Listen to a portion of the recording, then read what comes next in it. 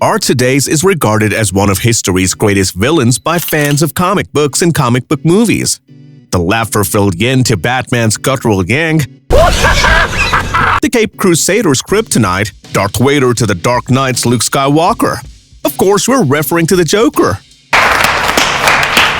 The Clown Prince of Crime, in contrast to Batman's other foes, has been repeatedly reinvented on the big screen over the years, with each new actor who dons the iconic villain's huge garb giving a fresh perspective to his distinct brand of fusing catchphrases with punchlines. Why so serious? He was transformed by Cesar Romero into a giggly prankster in keeping with the Technicolor 1960s spectacle of the Adam West series. In typical Jack Nicholson fashion, stole the show from Michael Keaton. Heath Ledger gave the role a new spin and was honored with the posthumous Oscar. Jared Leto embraced the neon gangster look. Joaquin Phoenix's shrill, penetrating laughter creates an oddly sympathetic performance that seems to attribute the homicidal clown's origins to social issues. And this is without even mentioning actors like Tony Hale, Zach Galifianakis, John DiMaggio, and Cameron Monaghan, who each contributed their own unique style to the Joker role. The fact that these performers set the standard so high that the subsequent Joker might flunk the incumbents is no laughing matter. Consequently, today I want to examine what it is about this character that has earned this reputation and causes fans to become fixated on how seriously an actor is playing the part. How did they get ready? Will they share the same traits? How has the Joker ruined their way of life? Okay, let's go on to the details. Come with me, let's move. The Joker is a much bigger pop culture figure than the performers who have wonderfully portrayed him in films or other media to start with. The Joker frequently tops lists of the most favored comic book and cinematic figures. In reality, it has been around for nearly 80 years, and we will continue to see many iterations of this eternal character in comic books, television shows, and films. However, the question of whether the new Joker will set a new benchmark is one that gets raised with every reboot. A short history. Let's take a quick look at the past. Cesar Romero was the first actor to portray the Joker. Although Cesar didn't really like the part seriously, for the part, he even refused to shave his mustache, which is still visible and covered in white makeup. When Tim Burton's Batman movie cast Jack Nicholson as the Joker in 1989, people went crazy about how intense a Joker actor needs to be. He depicted Joker as an old-school cool mobster who was preoccupied with fame, money, and fashion. The ideal blend of cool and slightly crazy was provided by Nicholson. It was his interpretation of the role, bent in a way that made it ideal for him to perform. People adored him so much that they insisted on not having a different actor play the Joker. Heath Ledger. Nobody else performed the role in a live-action production for nearly 2 decades, until Heath Ledger completely stunned everyone as the Joker in the 2008 film The Dark Knight. Ledger's journey wasn't simple, though, as a result of the angered public. There was a great deal of outrage because Jack Nicholson's Joker was so well known and tied with the character. Ledger was under a lot of pressure and had a difficult start because people were expecting him not to be good.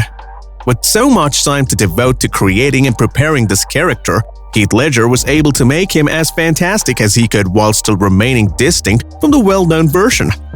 People were shocked by the direction he was taking the character when the trailer for Dark Knight eventually debuted in December 2007, and people were like, "Oh, I didn't expect that. It is extremely wow. Holy crap, he did a good job." You see, the reason is that he locked himself in a hotel room for several months in order to get himself in the correct frame of mind. It was so dark that the role literally drove him insane. I'm not. No, I'm not. This was the reason that even after the movie, Heath Ledger was still haunted by the Joker. Dark version driven to depression is the one we mostly associate Heath Ledger's Joker. Joaquin Phoenix. Joaquin Phoenix shed a significant amount of weight when the first image for the standalone movie Joker surfaced in 2019. Everyone was like, "Oh boy, another actor stepping into the dark role? Oh man," when they saw the picture. Aside from the fact that it's not dark, no, it's not. I swear, he did lose 50 pounds, but it's not the only spectacular thing an actor might do to prepare for the part. Phoenix didn't just lose weight. He also read a few books about political assassination and watched films about pathological laughter. He just carried out the duties of a standard actor. However, there is something about this persona that makes it even more remarkable. Viewers saw a side to the Joker that they were unable to see in Heath Ledger's portrayal. Phoenix clearly did the opposite. Instead of reaching the people's expectation, he used his acting to provoke viewers and pose the query of what sort of backlash such a horrible character may evoke from audiences. Depiction of Joker's mental illness.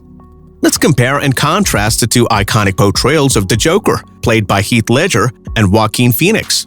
Why don't I compare other performers who played the Joker, you might wonder? Well, just because I don't feel it necessary to. Can we just get started now, please? Alright, let's move on then. Joker is too responsible when madness is used to denote villainy in popular culture. This may be observed in many of Joker's more prominent interpretations, which often skews towards the idea that he harnesses madness more as a force than as something that dominates him.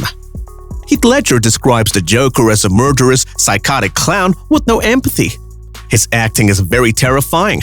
Heath Ledger merged the frightening emotion with the word madness. It's like he's demonizing mental illness, but no. It doesn't seem like Heath Ledger is literally coming to kill. It simply seems so organic and authentic and realistic. The dude is already terrifying when they give him a gun. What more with the bazooka? There is in fact an absurd amount of superiority.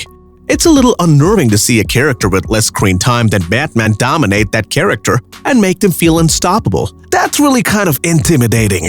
Joaquin Phoenix, on the other hand, gives the audience a reason to sympathize with Arthur, the Joker. Instead of depicting it as crazy, he used the Joker's mental illness to highlight how society contributed to his condition.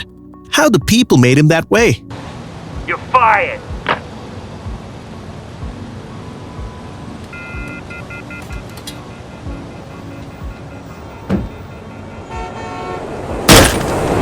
Phoenix's performance is undoubtedly disturbing, but this is where Joaquin's portrayal of the character differs from Heath since he took on the part much earlier in his life. Although the characters in this film don't feel as trapped as those in The Dark Knight, Phoenix manages to lock us in and force us to follow him through this trip. This character just exudes such a vile and gross energy, and Phoenix plays it just so disturbingly to the bone that we never quite know when he's going to lose control or snap. This makes for a very uncomfortable and unsettling experience as we watch. Creating separation, this category essentially explains why the two. Since these two are the ones who have really turned the Joker into a dramatic character, while all the other Jokers have been fantastic as well, of course. How Joaquin Phoenix did a fantastic job of giving this character depth is not a surprise. I discovered a lot about this character I didn't know. Not just from the story and plot aspects, but also by how Phoenix reacted in various scenarios. With the positioning of his glance and the change in his facial expression, Phoenix found the right balance and enabled the audience to understand Arthur completely. Heath Ledger, on the other hand, very much delivers all the depth he is able to. This won't be a contest in which one actor wins because they had more material to work with in the film. Instead, this is entirely by their performance. He basically did everything Phoenix did to an extreme. Heath doesn't hide the irony of the situation. It is at this moment that we know that he is invincible and he has established a picture of a superior type Joker. Though he wasn't the protagonist in The Dark Knight, he indeed stole the show. Setting high standards for the next Joker. What remains to be seen is how long these performances will last and how powerful will they be. I understand it can be challenging to assess a performance's legacy. Whenever the Joker appeared on the screen, Heath Ledger captivated everyone's attention. For the 5 minutes Heath Ledger would be on, everyone else on the television would stop talking and concentrate solely on him. Come on, I want you to do it, I want you to do it. Come on, hit me, come on, hit me, come on, hit me! Hit me! That doesn't happen often, let alone at all, unless a performer is exceptionally talented. Heath Ledger gives the impression as if we are actually present in the scenario with him. It is that performance that captivates and holds our attention. It is that performance that people are effortlessly forced to put up with whatever he pulls for the character. I do feel that way about Phoenix when I watched a performance that will be remembered, analyzed, and the inspiration for numerous more performances. Phoenix is indeed a master at developing characters who are morally ambiguous. Phoenix gave this character a degree of evil that we were unaware even existed. I killed those guys because they were awful. Everybody is awful these days. It's enough to make anyone crazy. He added a fresh perspective to the character, which had previously been thoroughly dissected. Like any other outstanding performance, I entirely forgot I was watching a portrayal in Phoenix. It is as if he is the Joker, and that alone is deserving of a tremendous deal of praise. You see, what matters is how a character is played and being brought to life, not how strong and powerful an actor is. There will soon be a large number of other comic books, television shows, and motion pictures featuring various incarnations of the legendary Joker figure. Still, the quest for information about the impact the role must have onto the actors continues to intrigue people. You see, it's not the previous actors' portrayals that'll make the next one fail. It is the underlying expectations of the people. We all love the Joker, which really is great, but I don't believe we should place this type of pressure on the actor who plays the character, telling them they need to be really methodical, and if they don't check into a psychiatric facility after filming, well, then obviously they haven't done a good job. So, as we watch the next Joker play this role, I'll advise you to unwind, put on a happy face, and take a good whiff of laughing gas. Thanks for watching this video, everyone. I hope you liked it. Do you think too much pressure being put on actors who play the Joker is what leads them to fail? Let me know your thoughts in the comments section below. Don't forget to hit that like button and subscribe for more videos.